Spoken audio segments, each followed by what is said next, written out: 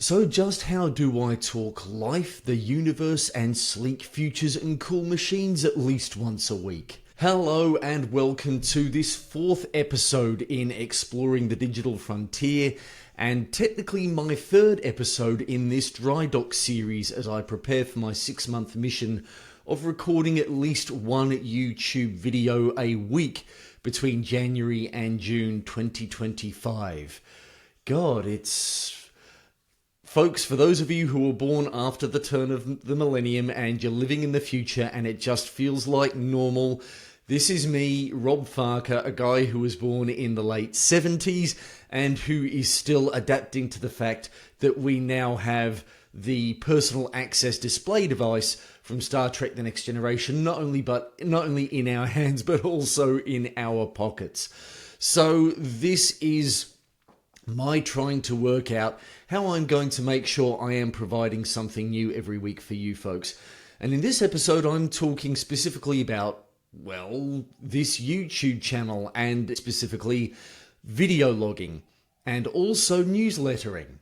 I have been putting out a newsletter once a month consistently since I think, I don't have the exact dates to hand right at the moment, but I'm pretty sure mid-August, if not earlier. And it is something that I want to keep doing while I am working on this project. But of course, the main thing is standing in front of this camera, speaking into this microphone, and doing something interesting for you folks. So what am I going to fill 5 to 15, maybe even 20, 30 minutes of video time with every week? Well, I want to see if I can go through that and break it down. Let's go with the obvious, my love of sleek futures and cool machines, which is kind of what this whole thing is about. There are probably so many people talking who are already in this lane anyway on YouTube, and I think worrying too much about bringing something new to it at the moment is going to just detract from bringing myself into it and being hopeful that that is unique enough. But sleek futures and cool machines are kind of tough to talk about. By their nature, they're kind of visual. So I am not sure exactly how I'm going to bring them in without, of course, breaking copyright. Things like movies, video games, TV series, and anime. I assume I can talk about them while throwing clips in. Short ones, of course, again, to make sure that I'm staying within fair use limitations. But I wonder how I could talk about things like books, because, you know, they describe stuff unless they are describing things that are already represented visually, like tie-in books for visual fictional works. One thing I do want to avoid is being a reviewer. I feel like I need a fair bit of research and cultural context before I can do a genuine review. I don't want to be another one of these folks who is just basically rattling off opinions and particularly causing upset for outrage's sake in order to get clicks. I'd rather be talking about the things that I love while accepting that they do have flaws and faults. Maybe that's a thing. I'll try and work that out as I go. And one thing I really want to do is not just consume, but I want to get out and into things. I want to look at going to pop culture events. I've made a note of Sid Nova and Oz Comic Con. I had SCC down. So what did I put? SCC? Oh yeah, Sydney Comic Con. But it's not Sydney Comic Con. It's the Sydney run of the Oz Comic Con circuit. Unfortunately, I checked the dates. In fact, let me just do that now. Putting my glasses back on here. Here we go. Doing the two Ronnies bit. As I type in Oz Comic Con, and that's another thing I'm still trying to work out, is how to do a decent screen share while recording for YouTube. Oh, they've got the Melbourne Christmas edition, which is at the end of the year, but everything is still dates coming soon for 2025 for Oz Comic Con, and I suspect given that this year's one was September, next year's one is not going to occur while I am still on my 6-month mission. Let's have a look at SUPANOVA. Am I going to be lucky here? Sydney is June the 21st to 22nd, which means, let me have a look at my episode planner, According to my schedule, I'm aiming to release Mondays and Tuesdays, but Supernova Sydney, yeah, that is a couple of days before. Shame it's going to be the last one, but I guess what I'm going to have to do is start looking at who else is doing pop culture events, smaller ones around the Sydney area in the meantime. That sounds like something worthwhile doing. Might even be able to have chats with the organisers for you folks. And I could well visit local shops as well if I want to do some remote recording. Again, checking and making sure I've got permission to do so. There are the Hobby Co shops, of which there is one in Liverpool, and particularly one in the Queen Victoria building in the Sydney CBD, which is somewhere I always love going. There are Warhammer stores around the joint. There is one of my favourite places in Sydney, Games Paradise, which has been around kind of unchanged since I first encountered it as a youngster back in the 90s, and I was exploring the RPG hobby through their wonderful sets of shelves in the upstairs. There is also a big miniatures outlet called the Combat Company, which is sort of between me and the city.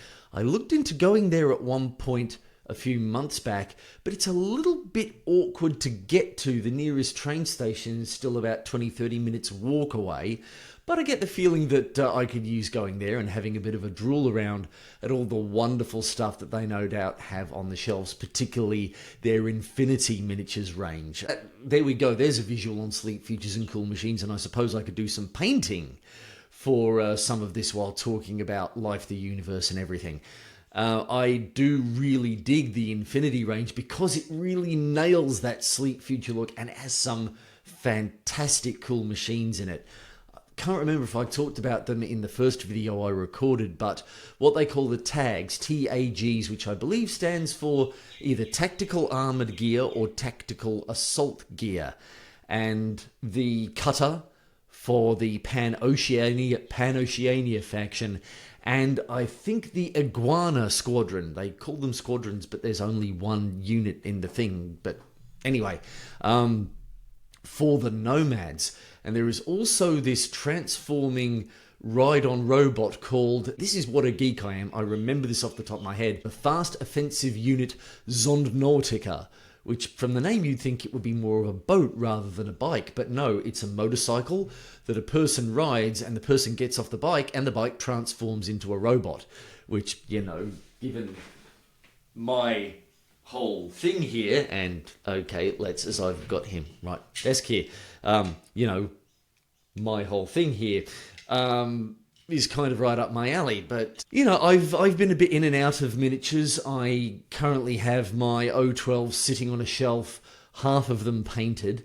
So it's something that kind of comes and goes with me. But you never know, maybe that will be a project that I can resume as soon as I figure out how to do a 2-camera video log shoot or even a live stream. That is going to be a challenge in and of itself, but it's one that people have done before. And nearby where I live, there is the Hall of Heroes, which is also, again, a hobby store.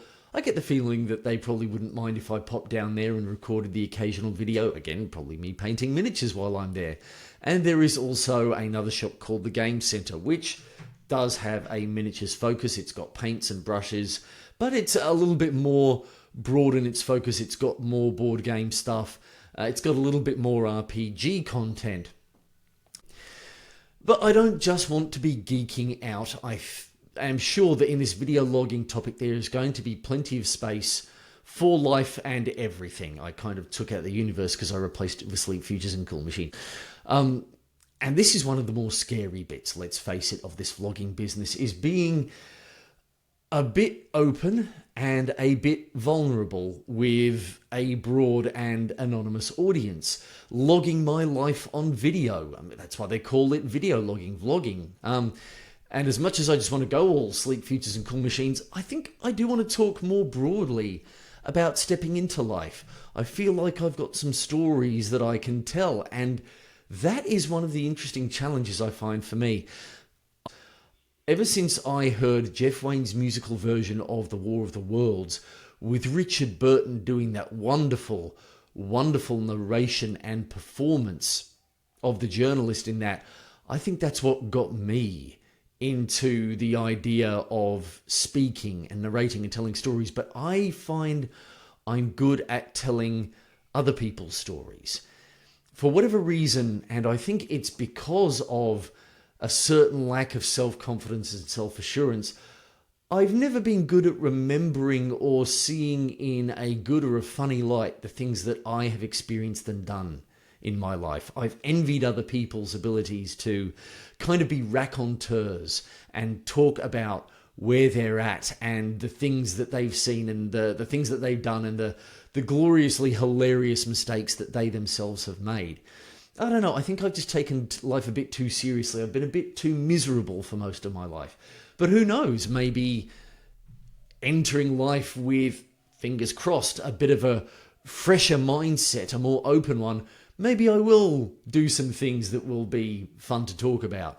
And I have made myself a list of topics, and at the top there's a point: avoid desperation and negativity. One of the things that started me off recently with content creation, again, and particularly podcasting, was this feeling like, as much as I'd made some decent changes in my life, I still knew that there was a fair bit of work that I needed to do to shore up my survival and prosperity long term. And that sense of fear and frustration drove my initial attempts at getting back into podcasting. But I suddenly realized that, again, I was letting that fear and that misery drive me instead of exploring life from a more curious, more excited, more happy place. And while there is always room, I mean, as that wonderful Mark Manson, the author of The Subtle Art of Giving a Fuck, says, sometimes when life gives you lemons, learn to appreciate the taste of lemons. There is this idea that positivity can become toxic, that you just get so focused, almost militant on the good and the best and the happy, that you don't allow your own sadness and anger and maybe even grief to process. So I think there is always going to be a space for the negatives in my life, and they're worth talking about, but still making sure that I am framing them in that broader context of learning and growing and stepping slowly into the future, walking toward it. So what are some things I can talk about? Well, there's being back in Sydney after 18 years away. I have been here for over a year now, and it's been great. I'm so very glad to be back. I've faced a few more challenges.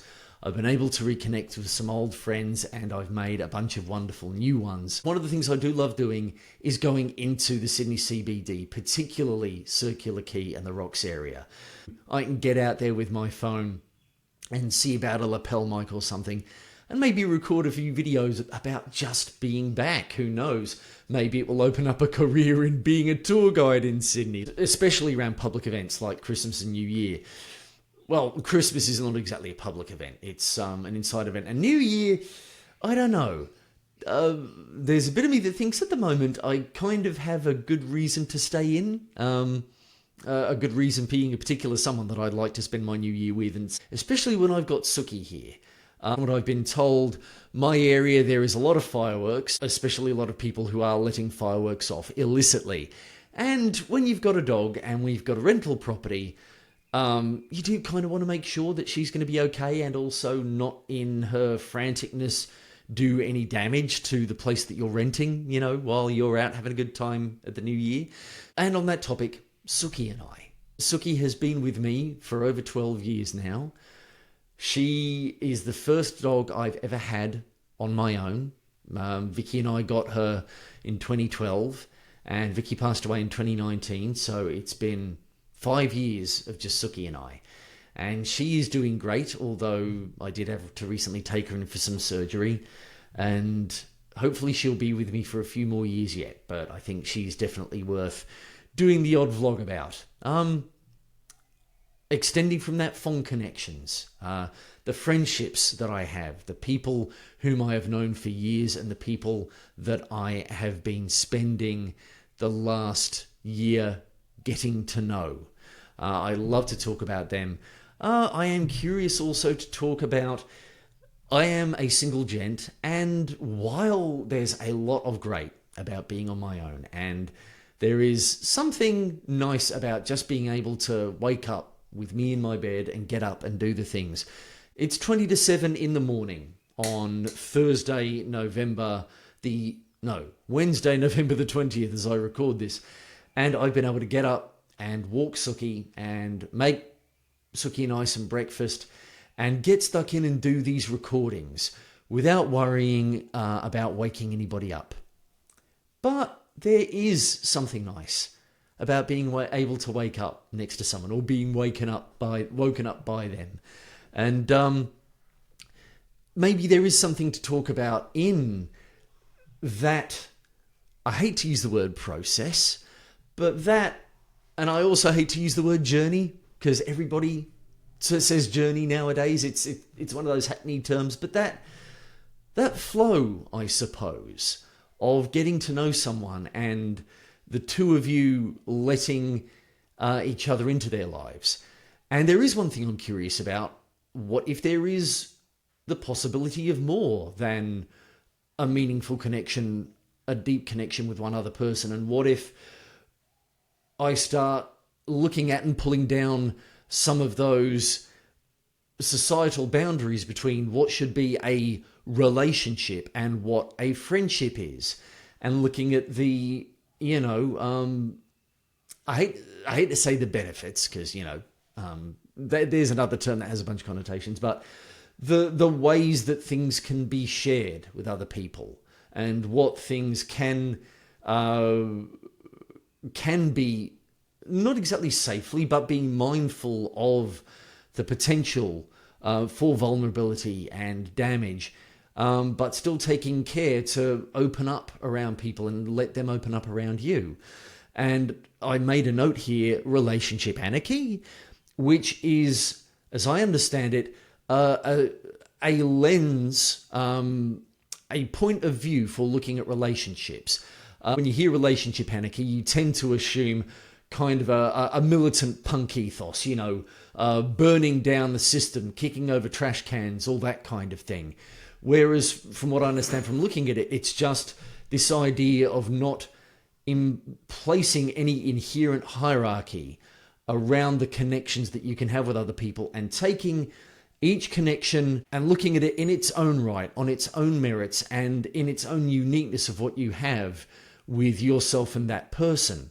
And maybe just looking at all the ways that you can connect with someone and consciously being aware of the ways that you are connecting with that particular person, and even working out all of the potential that you and they have, and choosing consciously the potential that you're going to explore with them. So that seems like an interesting idea, and definitely something that is worth taking slowly. Another topic I have here is improving my circumstances. So like I said, I am in a situation where I do have a bit of pressure, not as immediate as I thought, but it's still there, to do things a bit differently. Midlife crisis territory, sure, no doubt. Look, I have no doubt you're probably sitting there going, well, you've already been talking about midlife crisis territory, Rob, what with all this stuff about relationships and connections and kink and relationship anarchy. And well, fair enough. Can't argue with that. Can't argue with you on that front. But I do want to do things a bit differently than the way I have before. And this YouTube channel is part of it. Part of me getting away from that idea of feeling like I need to change my circumstances. This is a bit of, I want to do this thing sheerly because I want to do this thing, because I'm curious about it, because I want to see I can do it. So I want to make sure that I'm looking at improving my circumstances through that perspective as much as possible, rather than out of fear. But, well, when I talk about improving my circumstances, the most obvious way of looking at that is financially, the amount of money that I'm earning and how I'm earning it. Can I start looking at doing things differently at work? Can I look at getting a new job? Can I look at building a sideline, which, who knows, maybe this YouTube channel will become a part of? There was another reason why I separated life, the universe out from life and everything, because I turned it into a separate topic, the YouTubiverse. So I don't want to be just making stuff and putting it up. I want to be seeing what is out there on YouTube, and I have been doing that for the past little while. It's what inspired me to make this show. Who will I encounter on my 6-month mission to explore strange new YouTube channels? Who can I react to? Reaction videos do seem to be a bit of a thing nowadays. They are good fun, especially reaction videos to movies and TV shows and other media. I'm interested in maybe doing some reaction videos to people's works about how to do better on YouTube. Rather than me talking about them, just run their videos and go, here, all right, here's what they said, here's what I've been trying, here are my thoughts on it. Maybe folks like Ali Abdaal, who is a big-time YouTuber, and he dedicates a lot of his talk time to talking about how to be a better podcaster. I already took some bits and pieces from some of his videos about how to just get started, although I'm still working on that whole titles and thumbnails business, which he says you should work out before you start recording the videos. Then again, he also says get your first 3 videos in the can just to make sure you get an idea of what's involved and whether or not this thing is for you. And I will admit, I have splurged on his book, Feel Good Productivity, which I do definitely like the sound of. Haven't started reading it yet. One guy who's YouTubery of late I have been liking is Mark Manson, the author of The Subtle Art of Not Giving a Fuck and Everything is Fucked, for which I actually recently went and attended. Here we go, look at that wonderful VIP ticket there. Yes, I'm going to show off. No, I don't give a fuck. Well, I give a few fucks maybe about more things than I should. But anyway, I went to see him at the Opera House and paid for the VIP ticket and got to meet him afterwards and got this wonderful signed copy. Got a copy of Everything is Fucked, of which I already had anyway. But yeah, as part of the whole VIP thing, got a signed copy, and I wanted a personalized version because I don't want a collector's item. I don't want something that I can have and then on sell later. I want to just keep the darn book, you know? Even though it means I've got 2 copies, but, well, that means I've now got a copy that I can give away to somebody else who might enjoy it. So, pardon my humble bragging, and who knows, maybe on the getting out and about front, maybe somebody else might wind up doing a speaking tour, and I will have a chance to pop out and see them and record some video afterward. Roxy Nafusi, the lady who wrote Manifest, of which I like a lot of. I mean, I like the fact that it is, can I point my finger in the right direction, 7 steps, so immediately there's a procedure. But I'm curious about this idea of building a vision, a clear mental picture, or even, you know, a personal movie of what you want your future to look like, and believing in it. And thanks to that belief in that vision and the self I will be in it, start actively changing my life and the way I do things to line up with that vision and help me get toward it. Believe in the person whom I'm going to be, and also believe in the person that I am at the moment, and believe that I will get there from here, but also that here is a pretty good space now. And of course, another book, The Mighty Stephen Bartlett, the guy who puts out the Diary of a CEO podcast, the man whom I credit in reigniting my interest in podcasting and being willing to do all that bloody grunt work. And for God's sake, I'm doing it on YouTube as well now. He does some solo videos, but his main thing is the interviews that he does for his show. And I am sure that there is a lot of stuff that would be worth talking about and reacting to. And speaking of people who I might encounter on my YouTube voyage, YouTube, I think because it has detected that I am becoming a mid-40s, late 40s YouTuber, it started throwing a bit more of that kind of content at me. And interestingly enough, a lady by the name of Kate Cassidy, who has started a YouTube channel herself within the last 2 months. And I've even started liking and specifically commenting on her videos because she's also going through this initial process of just recording the content and even looking at where she is at after 1 month and then 2 months in. Who knows? Maybe I'll react to her videos. Maybe I'll even be able to get some sort of podcast video interview with her. That would be fantastic. And who knows who else I might run into. But the next thing I want to talk about is the newsletter. As I mentioned earlier on, I've been doing newsletter weekly for, around about 3 months now. And it's been great fun. And I'm curious to see what happens with the newsletter as I start moving the things that I am talking about in the newsletter a little bit more into this format. But maybe I use it to give tasters and let people know what's coming up and what I'm doing and what the videos are going to be about. And of course, give people early access. Put these videos up in a way that I can give them to my newsletter audience and then release them to the general public later. So that is going to be something that I will need to work out. And I also made a note here, a cool machine engaging AI for help. I'm already kind of doing that because Riverside, the video editing platform that I use, from what I can tell, has a lot of AI transcription and editing utilities that I have been fiddling with through my developing my effort to get back into podcasting, which was called Equal First. And I've had people in the entrepreneurial sector say, use ChatGPT. Although I will note Mark Manson, who I mentioned earlier on, tends to notice when his team members who are working on something do it through ChatGPT, because then it comes out pretty mediocre, whereas what they create themselves is of orders of magnitude better in quality. But I get the feeling that there is a place for AI to give me some help in brainstorming ideas and coming up with content plans and the like. So we will see what happens there. So that is what I kind of want to be doing with this video log and this newsletter, and my ideas for the topics I want to cover and the things I want to explore. But what are the stories that people would want me to tell about myself and my life?